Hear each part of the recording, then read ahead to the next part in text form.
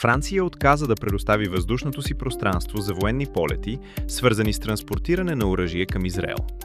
Според информация на международни агенции, решението касае конкретни случаи, при които е било поискано официално разрешение за прелитане. Френските власти обосновават позицията си с нежелание страната да бъде въвлечена в офанзивни военни действия на фона на засиленото напрежение в Близкия изток. Париж потвърди, че остава в координация с съюзниците си, но всяко подобно искане ще продължи да се разглежда индивидуално. Сходни мерки предприемат и други европейски държави.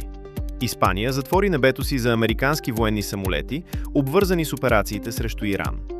В Италия не е въведена пълна забрана, но властите вече отказаха кацане на американски машини в базата в Сицилия.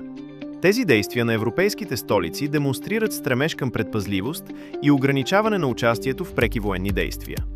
Ситуацията остава напрегната, а европейските държави се опитват да избегнат по-широк конфликт.